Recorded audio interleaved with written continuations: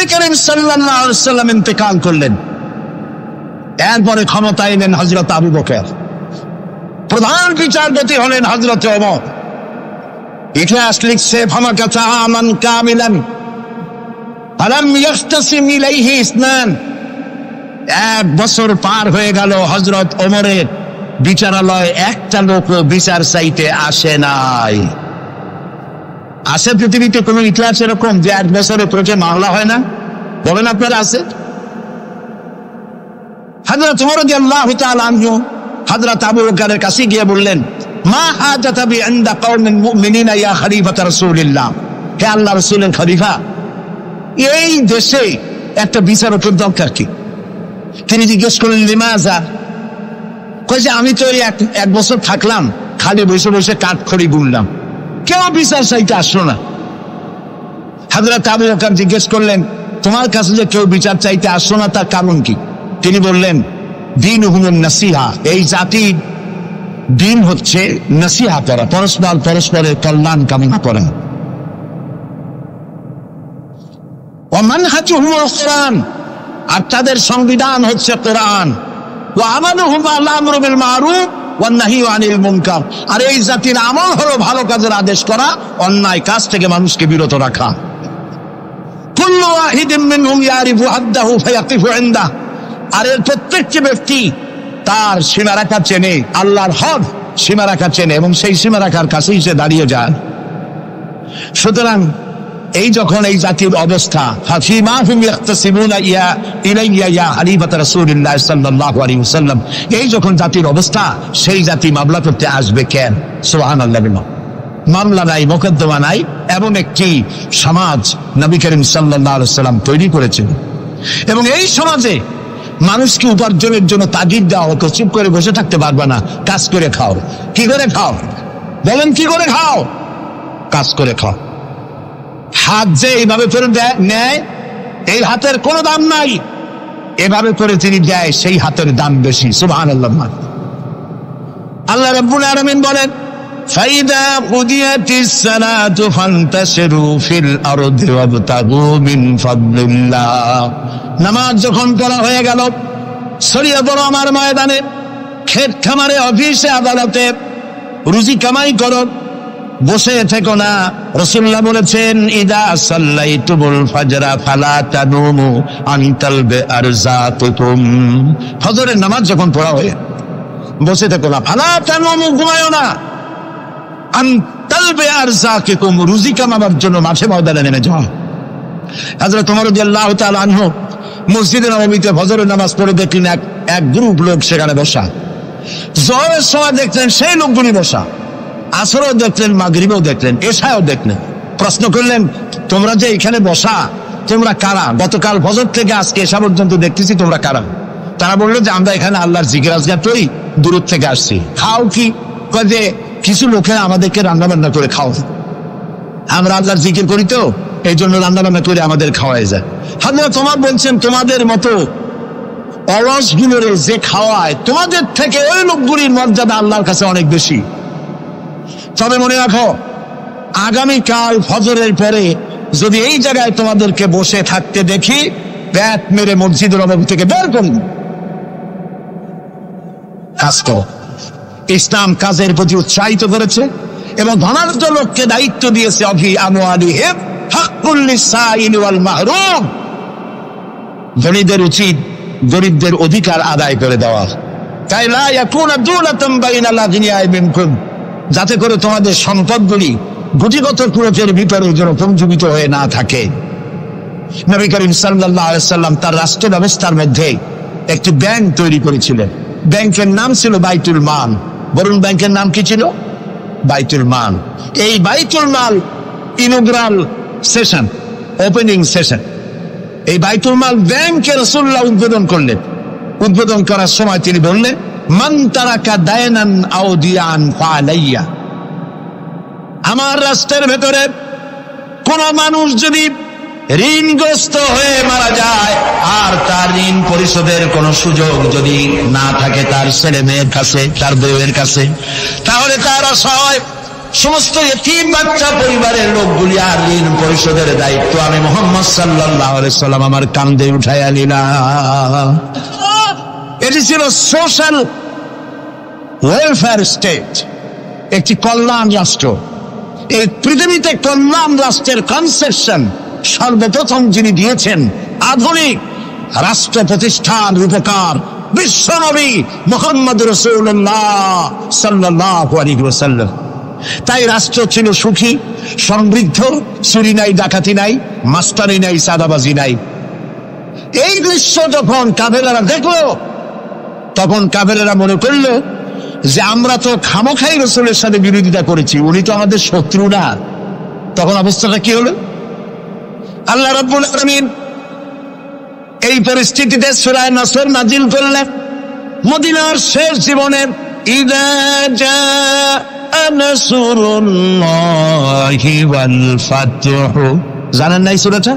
পড়েন, ইযা জাআ নাসরুল্লাহি ওয়াল ফাতহু ورأيت الناس يدخلون في دين الله أفواجا فسبح بحمد ربك واستغفر إنه كان توابا ইদা জা নাসরুল্লাহিল ফাতহু, আল্লাহর পক্ষ থেকে যখন মদদ আসবে, বিজয় আসবে, তখন দেখতে পাবে দলে দলে লোক ইসলামে প্রবেশ করতেছে। সুবহানাল্লাহ।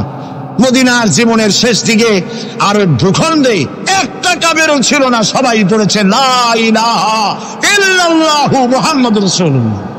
সুবহানাল্লাহ। প্রিয় ভাই সব, এই ছিল ইসলামী রাষ্ট্রের রূপরেখা। রাসূলুল্লাহ বলেছেন আমি তো চলে যাব, চিরকাল থাকবেন। তারাকতু ফীকুম আমরাইন লান তাদিল্লু মা তামাসসাকতুম বিহিমা কিতাবুল্লাহ ওয়া সুন্নাতুর রাসূল। আমি চলে যাব, দুটো জিনিস তোমাদের জন্য রেখে গেলাম। বলেন কয়টা জিনিস? একটা হলো আল্লাহর কিতাব, আর একটা কি?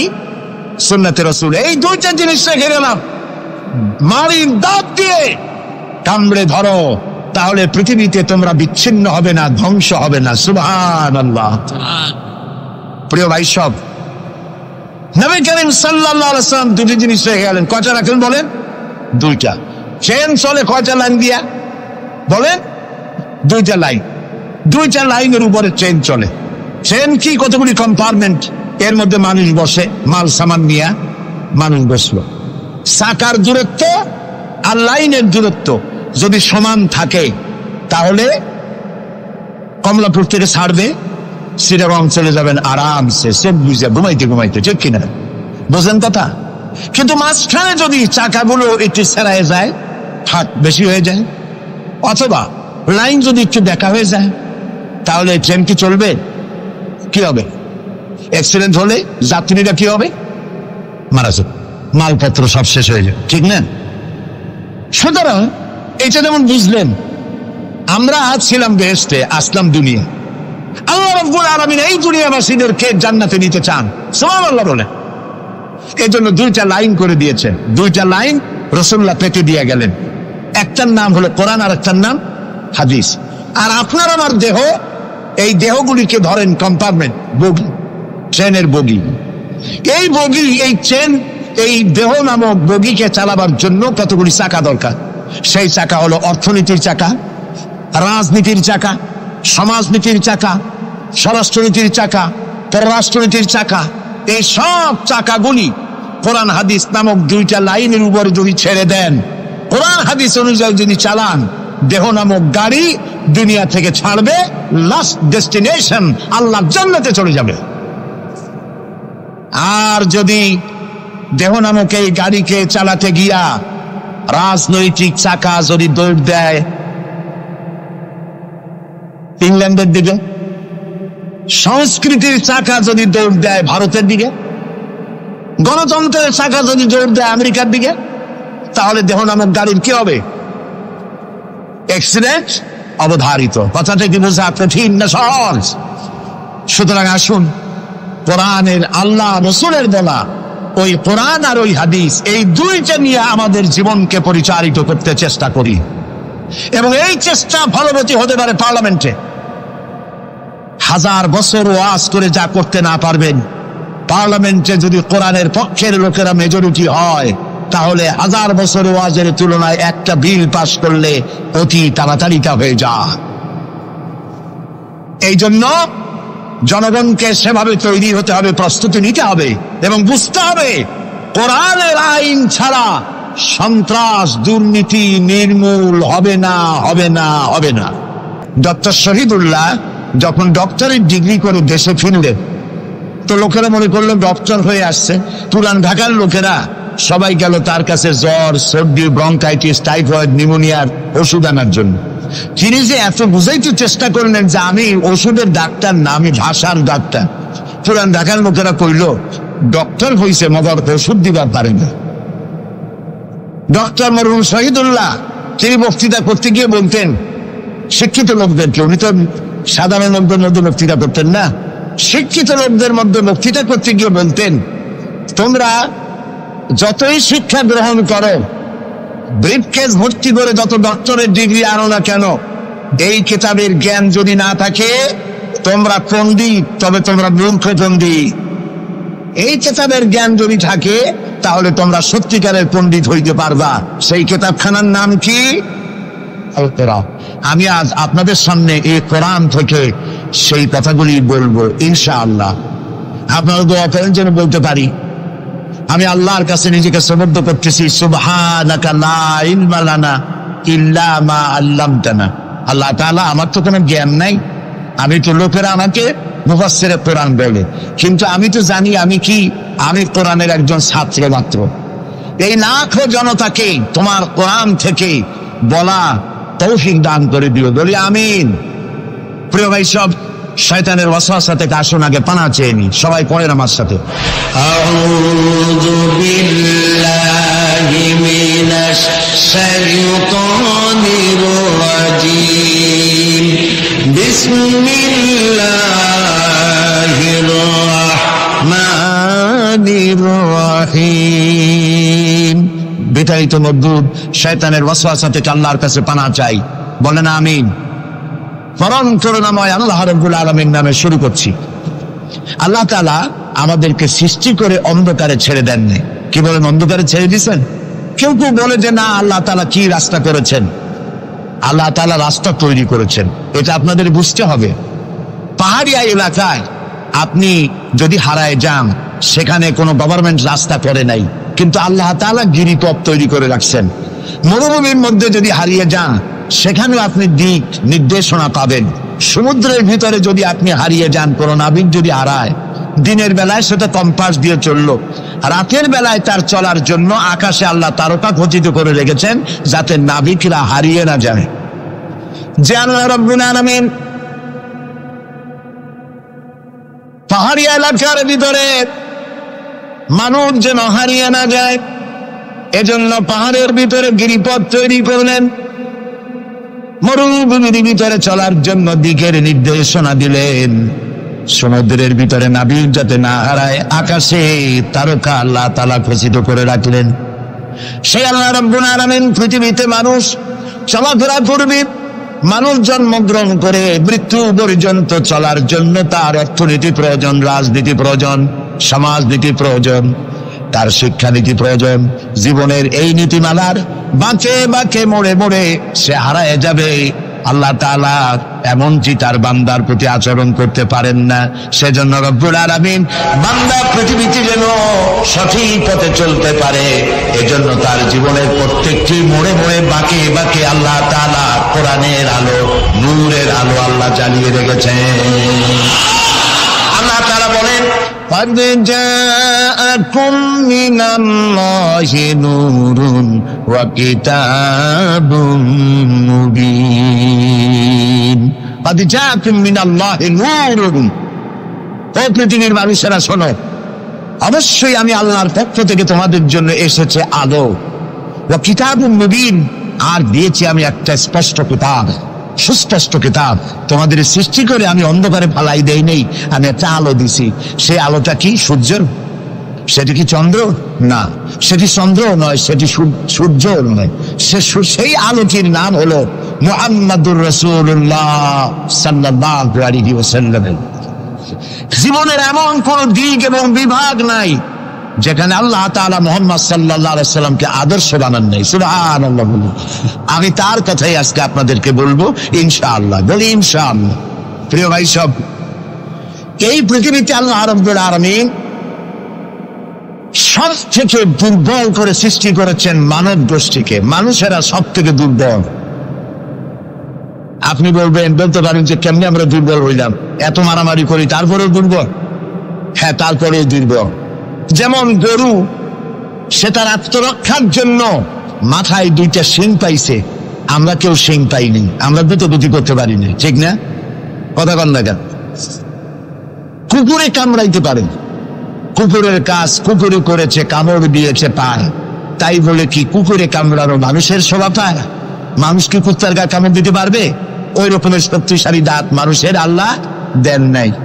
সাপেরে আল্লাহ তাআলা বিষধর দন্ত দিয়েছেন, বাঘের খাবার মধ্যে নখর দিয়েছেন, মূলার মতো মোটা মোটা দাঁত দিয়েছেন। এমনকি আত্মরক্ষার জন্য ভীমরুল বলারের রুল ফুটাবার মতো শক্তি আল্লাহ দিয়েছেন। এবার বলেন তো, আপনার কাছে আত্মরক্ষার কি আছে? আপনি তো বলতেই পারেন বীরত্বের সাথে, হ্যান করেঙ্গে ত্যান করেঙ্গে, লাঠি কে আমদার মুগুর ভরেঙ্গে, বলতে পারবেন, কিন্তু লাঠির মধ্যে মুগুর আপনি ভরতে পারবেন না। মানুষের কাছে আত্মরক্ষার কোনো হাতিয়ার নাই। এই মাহফিলের মধ্যে যদি এখন একটা সাপ ঢোকে অথবা বড় জাতের কয়েকটা ব্যাঙ ঢোকে, লাফানো শুরু করবে এই মাথা দিয়া, এই মাথা দিয়ে দৌড় আরম্ভ করবে। তারপর অন্তত সদরঘাট পর্যন্ত দৌড়ে গিয়ে জিজ্ঞেস করবে, ভাই আমরা দৌড়াই কেন? তো সামান্য ব্যাঙের সাথে পারি না, সামান্য সাপের সাথে পারি না, বললা ভীমরুলের সাথেও পারি না। আত্মরক্ষামূলক হাতিয়ার আমাদের কাছে দেওয়া হয় নাই। এরপরে এমনকি আমরা চোখে ভালো করে দেখি না, চোখ দিয়েও আমরা দেখতে পাই না। আপনারা বলবেন তাহলে আমরা কি ভেলকি দেখি? না, ভেলকি দেখেননি। আমাদেরকে দেখতে হলে আমরা আলোর সাহায্য দেখি, আলো না হলে আমরা দেখতেও পারি না। অমাবস্যার রাতে মানুষ নিজের শরীরও নিজে দেখতে পারে না। এই যে অবস্থা, এই যে দুর্বলতা, এই দুর্বল মানুষকেই পৃথিবীর সকল সবল প্রাণীর চাইতে আল্লাহ তাআলা শ্রেষ্ঠ করেছেন। শ্রেষ্ঠ কে বলেন? কে? কিসের দিক থেকে শ্রেষ্ঠ? জ্ঞান। জ্ঞান দিয়ে আল্লাহ মানুষকে শ্রেষ্ঠ করেছেন। সুতরাং জ্ঞান দিয়ে আপনি সব চিনবেন, আর আলোর পথ চিনবেন না, তা তো হতে পারে না। এই জন্য আপনি সব যেমন চেনেন, আলোর দিশাও আপনাকে পাইতে হবে। আপনার নেতা Karl Marx, Lenin, Mao Tsetung, Hegel, Darwin, Copernicus, Kepler, এরা আপনার নেতা হতে পারে না। আপনার আমার নেতা হবেন মুহাম্মদুর রাসূলুল্লাহ সাল্লাল্লাহু আলাইহি ওয়াসাল্লাম। আচ্ছা, ওনারা নেতা হবেন না কেন? সেটাও একটু ব্যাখ্যার দাবি রাখে। ওনারাও কিন্তু কষ্ট করেছেন। মার্কস, হেগেল, মাও সেতুং, এরা কষ্ট করেছেন, জেল খেটেছেন, বই লিখেছেন, মানবতার কল্যাণে এগুলি করেছেন। কিন্তু তাদের কথার কোনো মিল ছিল না। এক একজন এক এক ধরনের কথা বলেছেন, এবং তাদের কথা দিয়ে পৃথিবীর মানুষের জন্য কোনো স্থায়ী শান্তি প্রতিষ্ঠিত হয় নাই পৃথিবীর 1 ইঞ্চি জমিনের ওপারেও। এটা ঠিক কিনা? নবীদের কথায় আমাদের চলতে হবে, কারণ নবীদের কথার মধ্যে কোনো গরমিল হয় নাই। আদম আলাইহিস সালাম বলেছেন আল্লাহ এক, নূহ আলাইহিস সালাম বলেছেন বেশি হইতে পারে, নাউযুবিল্লাহ। ইব্রাহিম আলাইহিস সালাম বলেছেন আখিরাত আছে, আরেকজন নবী বলেছেন নাও থাকতে পারে। একজন নবী বলেছেন কবর আযাব হবে, আরেকজনে বলেন এটা একটা আমার চিন্তায় না থাকতেও পারে। এইরকম নবীদের কথার মধ্যে কোনো ব্যাসকম হয়েছে? বলেন হয়েছে? কেন হয় নাই? কারণ দার্শনিক, রাজনীতিবিদ, ওদের যে শ্রেণী, ওর থেকে নবীদের শ্রেণী সম্পূর্ণ স্বতন্ত্র, এবং 2 শ্রেণীর মাঝে গালফ অফ ডিফারেন্স। দার্শনিক এবং রাজনীতিবিদরা তারা কথা বলেন নিজস্ব মন মস্তিষ্ক প্রসূত জ্ঞান দিয়ে, আর নবীরা কথা বলেন আল্লাহর জ্ঞান দিয়ে। এই জন্য পৃথিবীতে যত নবী এসেছেন সমস্ত নবীদের স্লোগান ছিল একটা। কয়টা ছিল? আদম আলাইহিস সালাম থেকে নিয়ে শুরু করে মুহাম্মাদুর রাসূলুল্লাহ সাল্লাল্লাহু আলাইহি ওয়াসাল্লাম পর্যন্ত যত নবী আল্লাহ পৃথিবীতে পাঠিয়েছেন সমস্ত নবীদের স্লোগান একটাই ছিল, লা ইলাহা ইল্লাল্লাহু মুহাম্মাদুর রাসূলুল্লাহ। মুহাম্মদুর রাসূলুল্লাহ নবী করিম সাল্লাল্লাহু আলাইহি ওয়াসাল্লামের সময় হয়েছে। আর বাকি সমস্ত নবীর সময় স্লোগান একটাই ছিল, লা ইলাহা ইল্লাল্লাহ। কোনো বেশ কম নাই, সব নবীরা এক কথা বলেছেন। কারণ নবীরা যে কথা বলেছেন সমস্ত কথা আসছে একটা অফিস থেকে। কয়টা অফিস? এবার বলেন তো অফিসটার নাম কি? কার অফিস? আল্লাহর অফিস। এবং একজন মেসেঞ্জার সমস্ত নবীদের কাছে আল্লাহর মেসেজ বহন করে নিয়ে এসেছেন, সেই আল্লাহ কর্তৃক নিয়োগ প্রাপ্ত অথেন্টিক জেনুইন যিনি রাসূল ছিলেন, বার্তাবাহক ছিলেন, স্পেশাল মেসেঞ্জার ছিলেন, তার নাম কি? সুবহানাল্লাহ। পৃথিবীর সবচাইতে বেশি মর্যাদা এবং সব থেকে বেশি সুন্দর করে আল্লাহ তাআলা তাকে এই পৃথিবীতে পাঠিয়েছেন।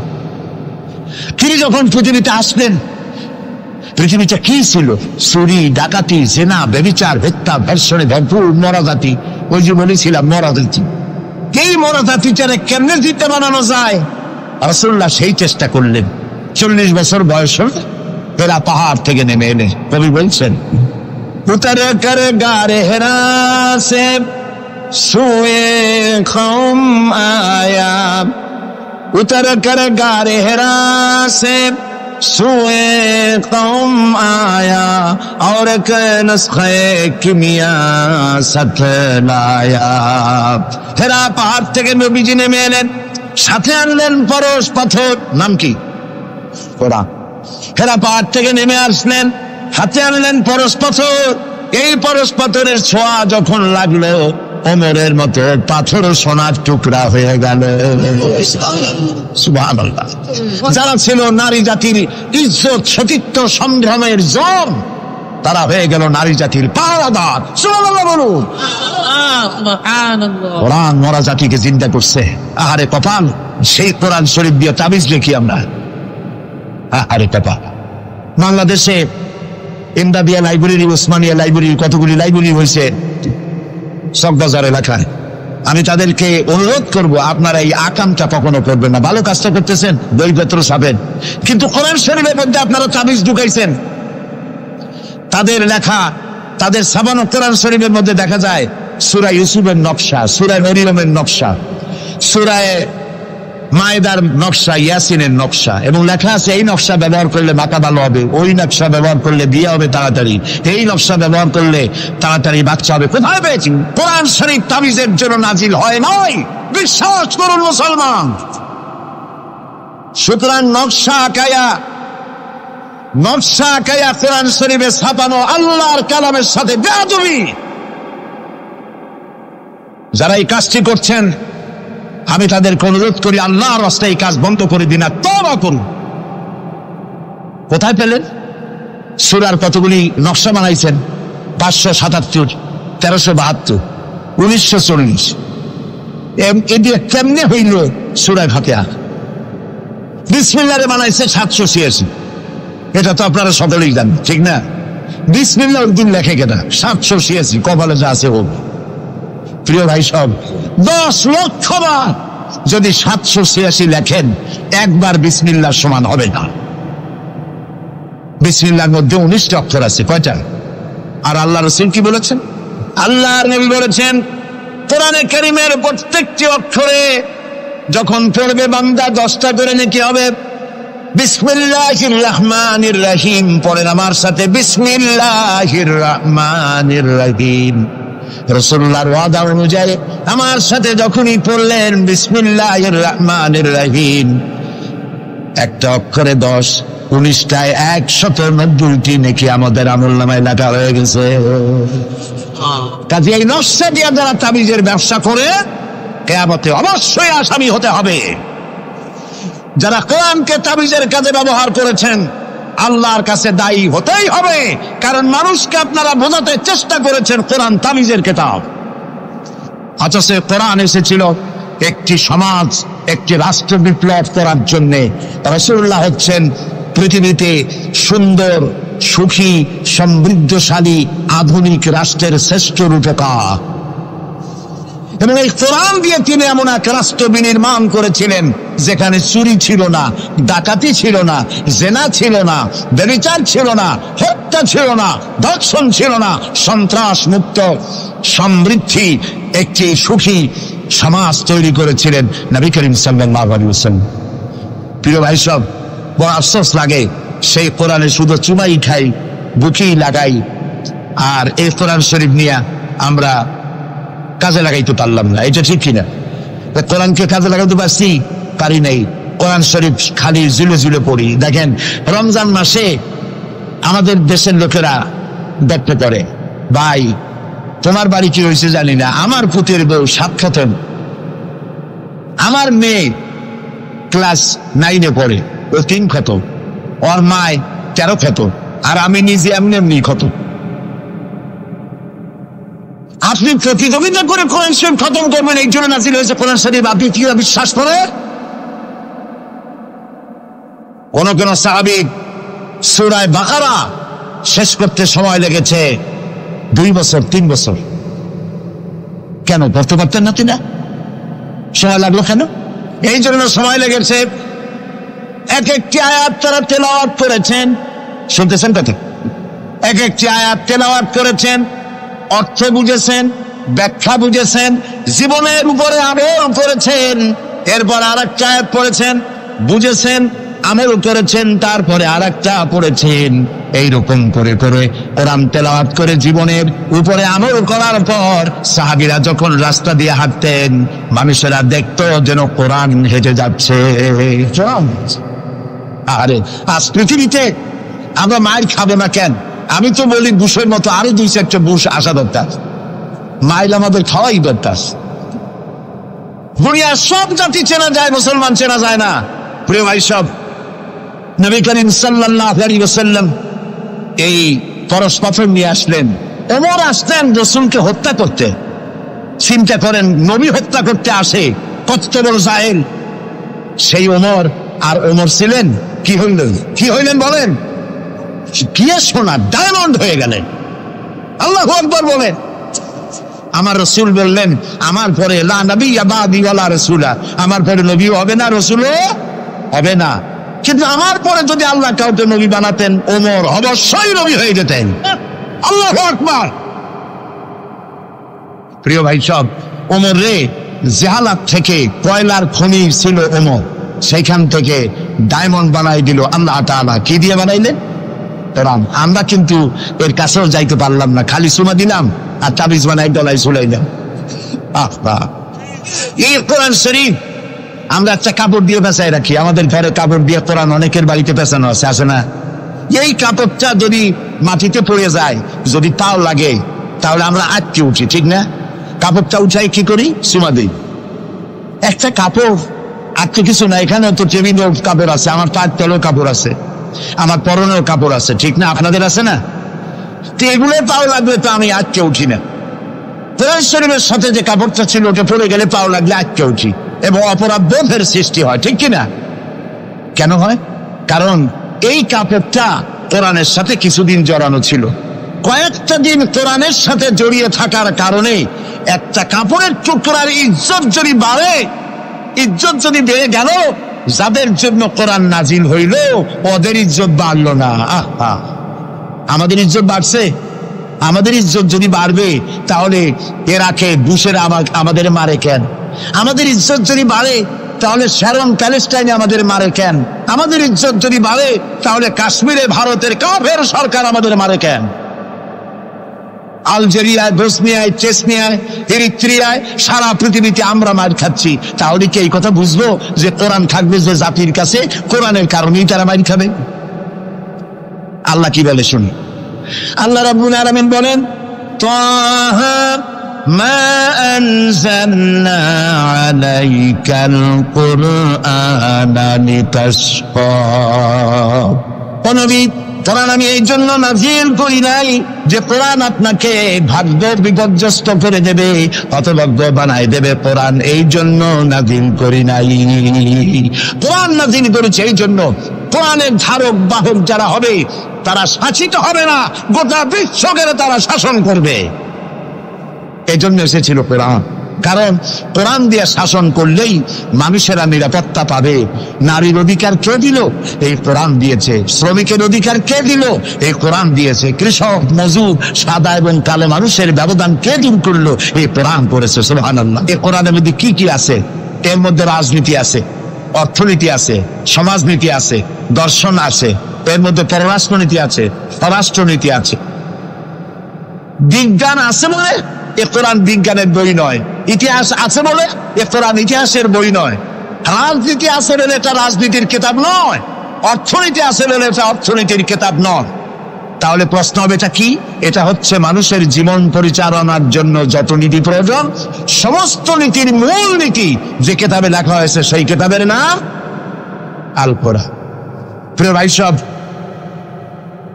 নবী করিম সাল্লাল্লাহু আলাইহি ওয়াসাল্লাম কে আল্লাহ তাআলা এজন্য পাঠান নাই যে তিনি আর তার সাহাবীরা মসজিদে বসে বসে আল্লাহ আল্লাহ করবেন আর রাষ্ট্র চালাবে ফেরাউন আর নমরুদেরা, রাষ্ট্র চালাবে আবু জাহেলের গোষ্ঠীরা, ফাসিক, ফুজ্জার, নামাজ নাই, রোজা নাই, ঘুষখোর, মদখোর, এরা রাষ্ট্র চালাবে। এই জন্য ইসলাম আসে নাই। ইসলাম এসেছে রাষ্ট্র পরিচালনা করার অধিকার কোরআনে কার? আল্লাহ রাব্বুল আলামিন বলেন, আলা লাহুল খালকু ওয়াল আমর ইনিল হুকমু ইল্লা লিল্লাহ। সৃষ্টি যার, আইন চলবে তার। সৃষ্টি যার, আইন চলবে তার। আলা লাহুল খালকু ওয়াল আমর, সৃষ্টি যার, আইন তারই চলবে। কারণ এই কোরআনের তো কোনো পরিবর্তন নাই। এটি সংবিধান, এটি কনস্টিটিউশন। আমাদের একটা কনস্টিটিউশন আছে, আছে না? তবে তৈরি হয়েছিল 72-তে। 1972 সালে বাংলাদেশের সংবিধান রচিত হয়েছিল। আজকে 2004। 1972 থেকে 2004 এ পর্যন্ত আমার দেশের কনস্টিটিউশন অ্যামেন্ডমেন্ট, সংযোজন, বিয়োজন, পরিবর্তন, পরিবর্ধন ইত্যাদি হয়েছে নাকি হয়নি? কয়বার হয়েছে? 13 বার হয়ে গেছে। 13 বার হয়েছে আর 14 বার হবে খুব শিগগির।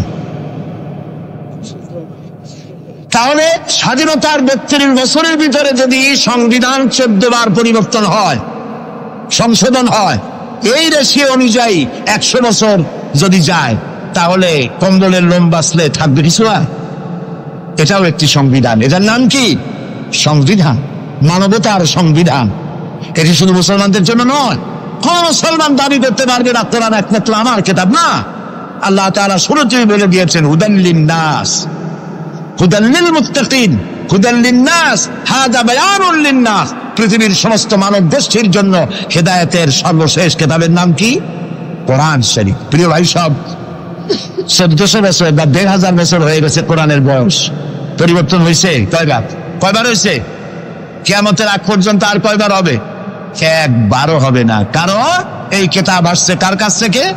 আল্লাহর কাছ থেকে। তিনি নির্ভুল, তার কোনো ভুল নাই। আমার দেশের সংবিধান পরিবর্তন হয় কেন? এই জন্য হয়, যারা সংবিধান রচনা করেছিলেন ওনাদের কাছে ভবিষ্যতের জ্ঞান ছিল না। অতীতের অভিজ্ঞতার ভিত্তিতে বর্তমানকে সামনে রেখে সংবিধান রচনা করেছেন। আর যখন নতুন নতুন সমস্যা সামনে আসছে, তখন অতীতের অভিজ্ঞতা শেষ, নতুন অভিজ্ঞতা দিয়ে আবার পরিবর্তন করা লেগেছে, ঠিক কিনা? আল্লাহর কাছে কাল কয়টা? একটা। সেই কালটার নাম কি? মাশাআল্লাহ, আপনাদেরকে 100 দিলাম। এইরকম কথা যারা মনে রাখতে পারে, এই সব শ্রোতাদেরই কথা বলে শুনাইয়া আনন্দ আছে। আল্লাহ যেন আমারও ফায়দা দেয়, আপনাদেরকেও দেন বলি আমি। তাহলে আল্লাহ রাব্বুল আলামিনের কাছে কাল হইল কয়টা? একটা। ওই কালটার নাম কি? বর্তমান। বর্তমানের উপরে ভিত্তি করে আল্লাহ তাআলা কোরআন তৈরি করেছেন, তাই এর কোনো অ্যামেন্ডমেন্টের প্রয়োজন হয় নাই, কিয়ামত পর্যন্ত হবে না। যদি শান্তি চাই, আমাদের দেশে এখন তো আগেও সন্ত্রাস ছিল, এখনো সন্ত্রাস আছে। সন্ত্রাস নির্মূল আমরা করতে পারবো না যতক্ষণ না এই কোরআনের শাসন প্রতিষ্ঠিত হচ্ছে, ততক্ষণ পর্যন্ত সন্ত্রাস নির্মূল করা যাবে না। এ ব্যাপারে আরো কথা সামনে বলবো, বলেন ইনশাআল্লাহ। প্রিয় ভাই সব, তো আল্লাহ রাব্বুল আলামিন আমাদেরকে একখানা কিতাব দিলেন আর জিজ্ঞেস করলেন, আমাদেরকে বললেন আফাগায়রা দীনিল্লাহি ইয়াবগুন ওয়া লাহু আসলামা মান ফিস সামাওয়াতি ওয়াল আরদি তাওআন ওয়া কারহা।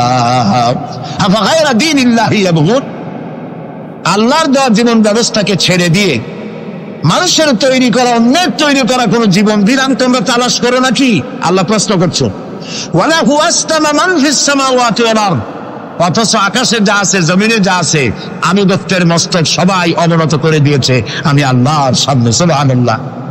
আর তাই সেখানে শান্তি, যারা আল্লাহর আইন মানে সেখানেই শান্তি। দেখেন, একটু আগে আমি বলেছিলাম শুরুতে, সকল প্রাণীর আত্মরক্ষার হাতিয়ার আছে। আমাদের যদি আত্মরক্ষা করতে হয়, লাঠি, বন্দুক, ছুরি ইত্যাদির আশ্রয় দিতে হয়। আমার শরীরে, আপনার শরীরে আত্মরক্ষামূলক কোন হাতিয়ার বলে নাই। এখন আপনি বলেন, আত্মরক্ষার হাতিয়ার আছে বাঘের। সুন্দরবনে বাঘ আছে নাকি নাই? আপনারা কি এটা শুনেছেন যে গত বছর সুন্দরবনের বাঘেরা কোনো একটা বিষয় নিয়ে রাগারাগি করিয়া নিজেরা কামড়াকামড়ি করে 200 বাঘ মারা গেছে? হয়েছে এরকম? কুমিরের এত বড় বড় দা এরকম খিল লেগে যান। এই সব কুমিরেরা তারা জঙ্গলে অথবা নদীর ভিতরে মারামারি করিয়া নিজেরা মারামারি করে 400-500 কুমির মারা দিছে। পাখিরা মারামারি করে মরছে, সাপেরা মারামারি করে মরছে। এরকম হয়েছে কখনো? হয় না।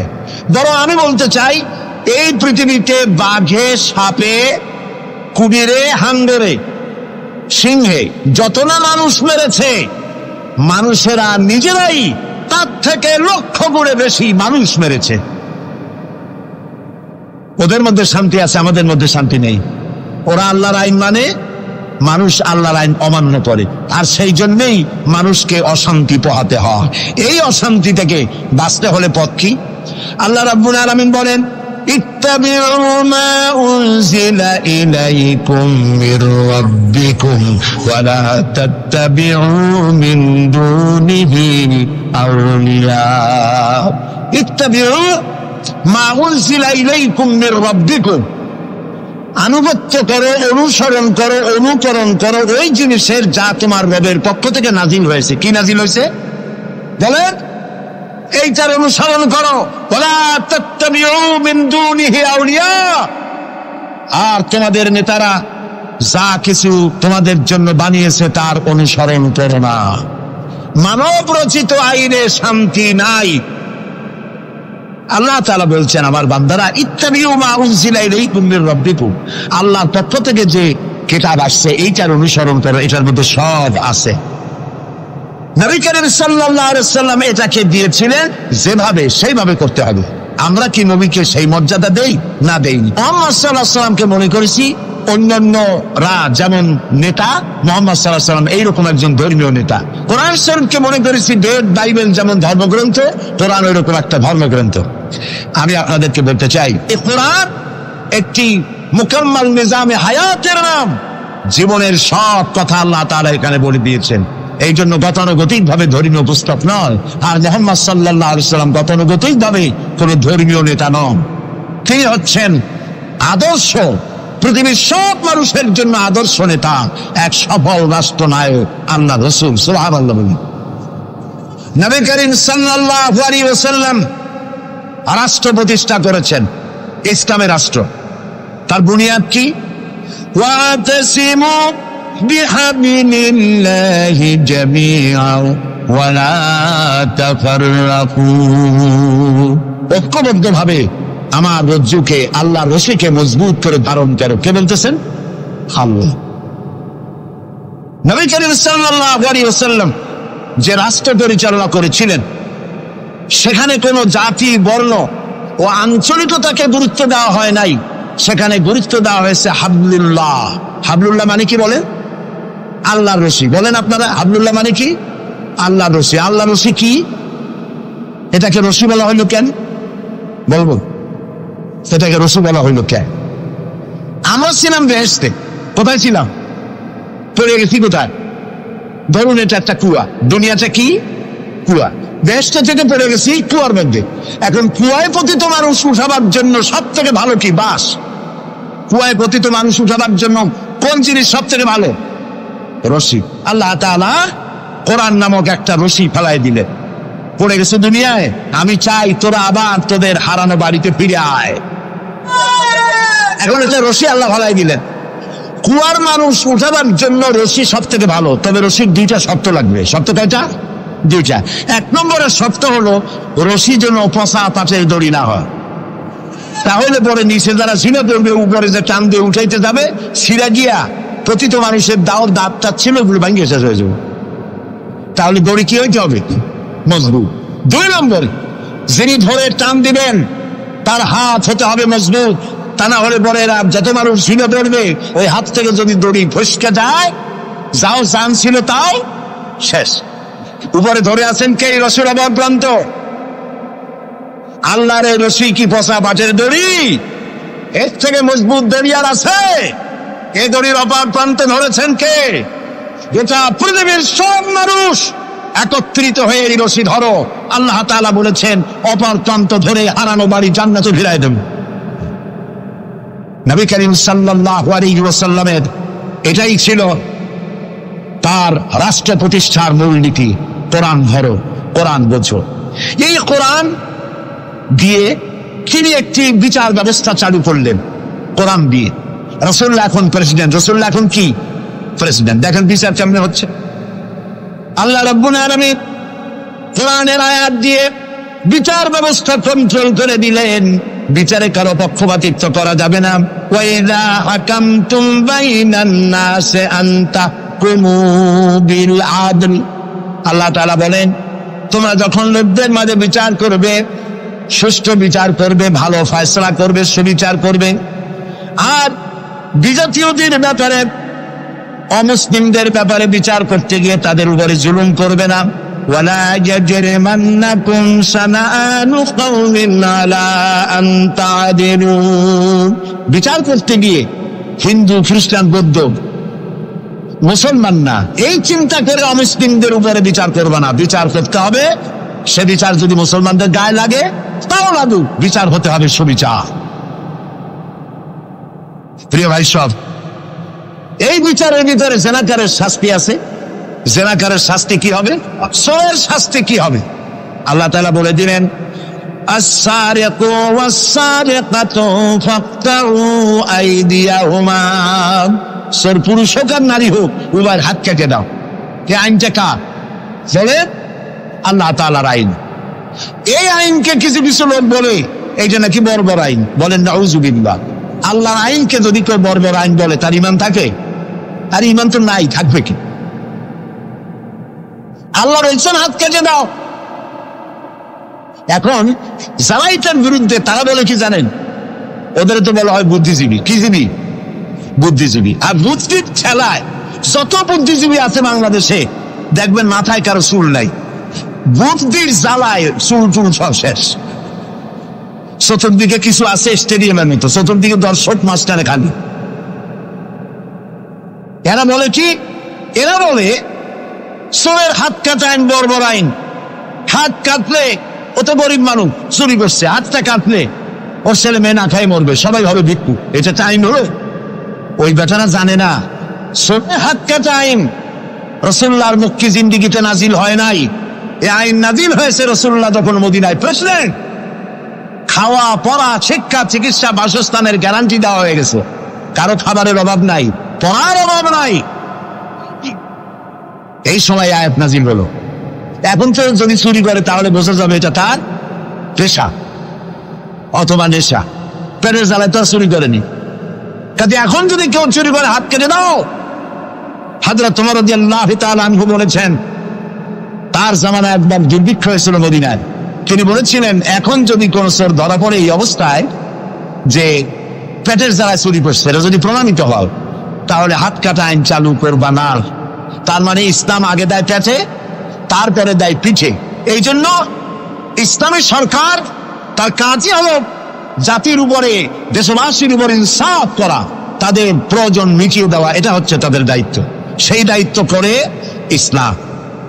এবার দেখেন নরহত্যার শাস্তি। এই যে সমানে খুন হইতেছে বিভিন্ন জায়গায়, শাস্তি হয় না, সেই জন্য খুন বাড়তে থাকে। বিচারের কিছু মাইল পেস আছে, সেই মাইল পেসে চোরগুলা, ডাকাতগুলা, সন্ত্রাসীগুলা পার পাইয়া যায়। পুলিশেরা জীবন প্রাণান্ত করে এক একটা আসামি ধরে, প্রাণান্ত করে আসামি ধরে, তারপরে হাইকোর্ট থেকে জামিন পেয়ে যায়। যারে ধরলো জামিন পেয়ে গেল। এখন তো সে পুলিশের নাকের ডগায় আঙ্গুল দিয়ে দেখা যায়, পাল্লা নামার আটকাইতে, ঠিক না? ইসলামের বিধান ভিন্ন। হত্যা করেছে, ইয়া আইয়ুহাল্লাযীনা আমানু কুতিবা আলাইকুমুল কিসাসু ফিল কাতলা, তোমাদের প্রতি নরহত্যার শাস্তি স্বরূপ কিসাস নির্দিষ্ট করা হয়েছে, অর্থাৎ হত্যার বদলে হত্যা। যে হত্যা করেছে প্রমাণিত হয়েছে, পরে নিয়ে আসো পল্টনের মাঠে, রেডিওর সমস্ত চ্যানেলগুলিকে দাওয়াত দাও, পত্রিকার সাংবাদিকদের দাওয়াত দাও, লোকেরা দেখুক, সকলের সামনে ওকে হত্যা করা হোক। জিনার শাস্তি আযানি ওয়াযানিয়াতু আযানিয়াতু ওয়াযানি ফাজনিদু কুল্লা ওয়াহিদিন মিনহুমা মিআতা জালদা। জিনাকার পুরুষ, জিনাকারিনী মহিলা 100 দৌড়া মারো, যদি অবিবাহিতা হয়, আর বিবাহিতা হলে প্রাণদণ্ড দাও। একজন ধর্ষক যে নারী ধর্ষণ করেছে, ধর্ষণ হচ্ছে না, বিচার নাই। ওই আমলে গত 5 বছরে জাহাঙ্গীরনগর বিশ্ববিদ্যালয় এক কোরআনদার 100 বার জেনা করেছে, 100 বার। তারপরে ককটেল পার্টি করেছে। যখন পত্র পত্রিকায় সমালোচনার ঝড় উঠল, তখন সেই সময়ের নেতৃবৃন্দরা এর একটা বিচার উঠেছিল। সেই বিচার হলো ওই কুলাঙ্গার তাদেরই সোনার ছেলে, তারে ডাইকা মাথায় হাত বুলাইলো, এই দুষ্ট ছেলে, এরকম করতে নাই। এই হলো বিচার। ইসলামের বিচারটা কি?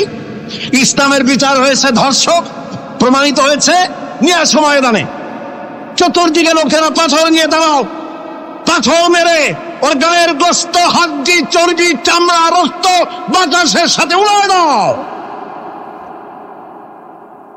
এই দৃশ্য যারা দেখবে উপস্থিত থেকে, রেডিও এবং টেলিভিশনের মাধ্যমে যারা দেখবে, চিন্তা করেন এরপরে যদি ধর্ষণ এই নামটা যদি মাথায় আসে, 15 জগ পানি খাওয়া লাগবে ধর্ষণে, ঠিক কিনা বলে?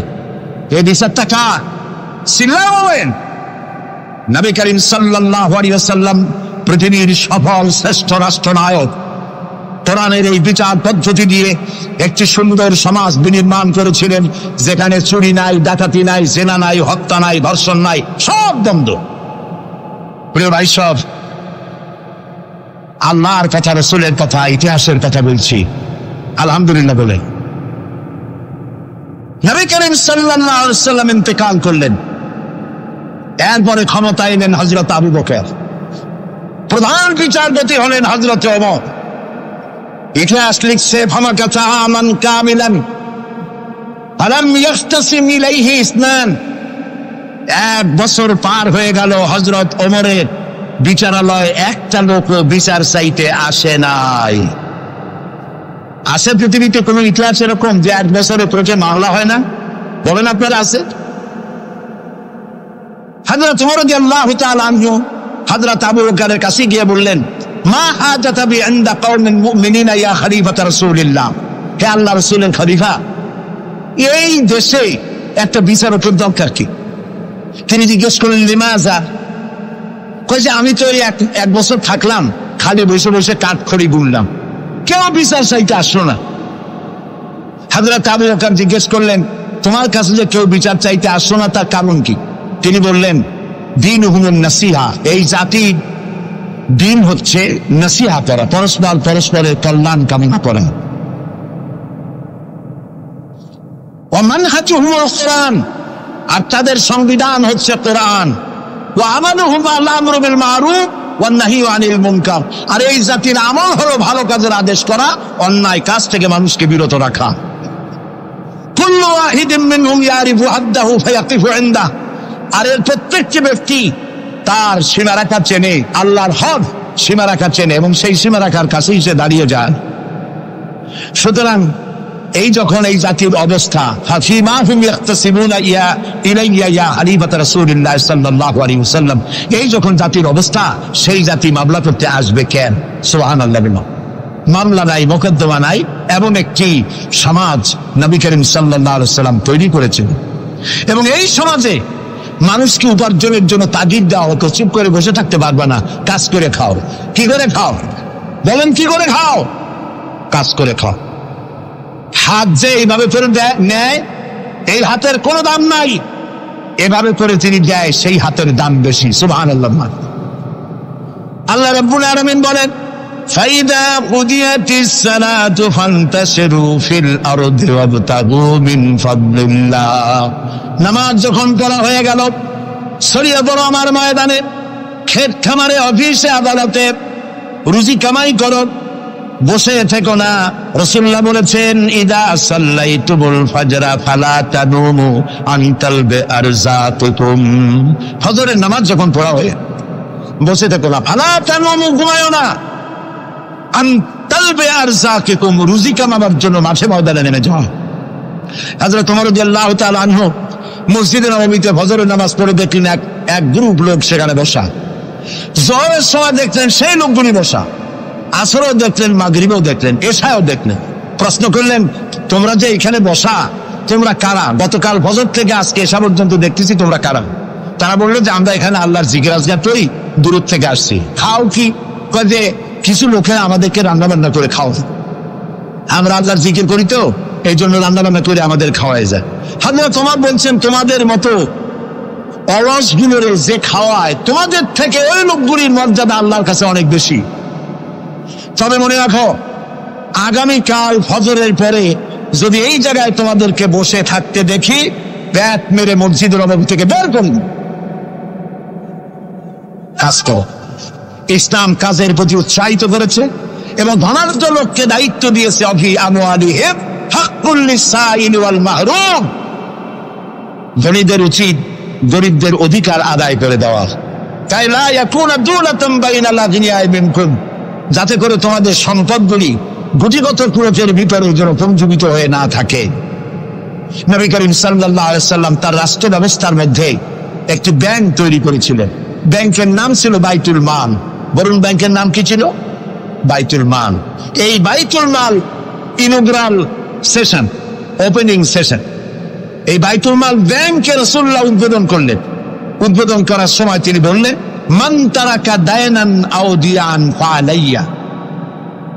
আমার রাষ্ট্রের ভেতরে কোন মানুষ যদি ঋণগ্রস্ত হয়ে মারা যায় আর তার ঋণ পরিশোধের কোন সুযোগ যদি না থাকে তার ছেলে মেয়ের কাছে, তার বউয়ের কাছে, তাহলে তার অসহায় সমস্ত ইতিম বাচ্চা পরিবারের লোকগুলি আর ঋণ পরিশোধের দায়িত্ব আমি মুহাম্মদ সাল্লাল্লাহু আলাইহি সাল্লাম আমার কাঁধে উঠাইয়া নিলাম। এটি ছিল সোশ্যাল ওয়েলফেয়ার স্টেট, একটি কল্যাণ রাষ্ট্র। এই পৃথিবীতে কল্যাণ রাষ্ট্রের কনসেপশন সর্বপ্রথম যিনি দিয়েছেন, আধুনিক রাষ্ট্র প্রতিষ্ঠান রূপকার বিশ্বনবী মুহাম্মদ রাসূলুল্লাহ সাল্লাল্লাহু আলাইহি ওয়াসাল্লাম। তাই রাষ্ট্র ছিল সুখী, সমৃদ্ধ, চুরি নাই, ডাকাতি নাই, মাস্তানি নাই, চাঁদাবাজি নাই। এই দৃশ্য যখন কাফেরেরা দেখলো, তখন কাফেরেরা মনে করলো যে আমরা তো খামোখাই রাসূলের সাথে বিরোধিতা করেছি, উনি তো আমাদের শত্রু না। তখন অবস্থাটা কি হলো? আল্লাহ রাব্বুল আলামিন এই পরিস্থিতিতে সূরা নাসর নাজিল করলেন। মদিনার শেষ জীবনের ইযা জাআ নাসরুল্লাহি ওয়াল ফাতহু, জানেন না এই সূরাটা? পড়েন, ইযা জাআ নাসরুল্লাহি ওয়াল ফাতহু ورأيت الناس يدخلون في دين الله أفواجا فسبح بحمد ربك واستغفر إنه كان توابا ইদা জা নাসরুল্লাহিল ফাতহ, আল্লাহর পক্ষ থেকে যখন মদদ আসবে, বিজয় আসবে, তখন দেখতে পাবে দলে দলে লোক ইসলামে প্রবেশ করতেছে। সুবহানাল্লাহ। মদিনার জীবনের শেষ দিকে আর ভূখণ্ডে একটা কাফেরও ছিল না, সবাই পড়েছে লা ইলাহা ইল্লাল্লাহু মুহাম্মাদুর রাসূলুল্লাহ। সুবহানাল্লাহ। প্রিয় ভাই সব, এই ছিল ইসলামী রাষ্ট্রের রূপরেখা। রাসূলুল্লাহ বলেছেন, আমি তো চলে যাব, চিরকাল থাকবেন। তারাকতু ফীকুম আমরাইন লান তাদিল্লু মা তামাসসাকতুম বিহিমা কিতাবুল্লাহ ওয়া সুন্নাতু রাসূল। আমি চলে যাব, দুটো জিনিস তোমাদের জন্য রেখে গেলাম। বলেন কয়টা জিনিস? একটা হলো আল্লাহর কিতাব, আর একটা কি? সুন্নাতে রাসূল। এই দুইটা জিনিস রেখে গেলাম। মারির দাঁত দিয়ে কামড়ে ধরো, তাহলে পৃথিবীতে তোমরা বিচ্ছিন্ন হবে না, ধ্বংস হবে না। সুবহানাল্লাহ। প্রিয় ভাই সব, নবী করিম সাল্লাল্লাহু আলাইহি ওয়াসাল্লাম দুটি জিনিস রেখে গেলেন। কয়টা রাখলেন বলেন? দুইটা। চেন চলে কয়টা লাইন দিয়া বলেন? দুইটা লাইন। দুইটা লাইনের উপরে ট্রেন চলে। ট্রেন কি? কতগুলি কম্পার্টমেন্ট, এর মধ্যে মানুষ বসে, মাল সামান নিয়ে মানুষ বসলো।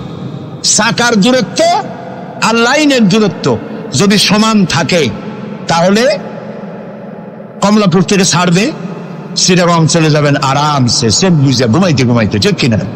বোঝেন কথা? কিন্তু মাঝখানে যদি চাকাগুলো একটু ছেড়ায় যায়, ফাঁক বেশি হয়ে যায়, অথবা লাইন যদি একটু দেখা হয়ে যায়, তাহলে ট্রেন কি চলবে? কি হবে? অ্যাক্সিডেন্ট হলে যাত্রীরা কি হবে? মারা যাবে, মালপত্র সব শেষ হয়ে যাবে, ঠিক না? সুতরাং এটা যেমন বুঝলেন, আমরা আজ ছিলাম বেহেশতে, আসলাম দুনিয়া। আল্লাহ রাব্বুল আলামিন এই দুনিয়াবাসীদেরকে জান্নাতে নিতে চান, সুবহানাল্লাহ বলে। এই জন্য দুইটা লাইন করে দিয়েছেন। দুইটা লাইন রাসূলুল্লাহ পেতে দিয়ে গেলেন। একটার নাম হলো কোরআন, আর একটার নাম হাদিস। আর আপনার আমার দেহ, এই দেহগুলিকে ধরেন কম্পার্টমেন্ট, বগি, ট্রেনের বগি। এই বগি, এই ট্রেন, এই দেহ নামক বগিকে চালাবার জন্য কতগুলি চাকা দরকার। সেই চাকা হলো অর্থনীতির চাকা, রাজনীতির চাকা, সমাজনীতির চাকা, স্বরাষ্ট্রনীতির চাকা, পররাষ্ট্রনীতির চাকা। এই সব চাকাগুলি কোরআন হাদিস নামক দুইটা লাইনের উপরে যদি ছেড়ে দেন, কোরআন হাদিস অনুযায়ী যদি চালান, দেহ নামক গাড়ি দুনিয়া থেকে ছাড়বে, লাস্ট ডেস্টিনেশন আল্লাহর জান্নাতে চলে যাবে। আর যদি দেহ নামক এই গাড়িকে চালাতে গিয়া রাজনৈতিক চাকা যদি দৌড় দেয় ইংল্যান্ডের দিকে, সংস্কৃতির চাকা যদি দৌড় দেয় ভারতের দিকে, গণতন্ত্রের চাকা যদি দৌড় দেয় আমেরিকার দিকে, তাহলে দেহ নামক গাড়ির কি হবে? অ্যাক্সিডেন্ট অবধারিত। কথাটা কি বোঝা কঠিন না সহজ? সুতরাং আসুন, কোরআনের, আল্লাহ রসুলের বলা ওই কোরআন আর ওই হাদিস, এই দুইটা নিয়ে আমাদের জীবনকে পরিচালিত করতে চেষ্টা করি। এবং এই চেষ্টা ফলবতী হতে পারে পার্লামেন্টে। 1000 বছর ওয়াজ করে যা করতে না পারবেন, পার্লামেন্টে যদি কোরআনের পক্ষের লোকেরা মেজরিটি হয়, তাহলে 1000 বছর ওয়াজের তুলনায় একটা বিল পাস করলে অতি তাড়াতাড়ি তা হয়ে যায়। এই জন্য জনগণকে সেভাবে তৈরি হতে হবে, প্রস্তুতি নিতে হবে এবং বুঝতে হবে কোরআনের আইন ছাড়া সন্ত্রাস, দুর্নীতি নির্মূল হবে না, হবে না, হবে না।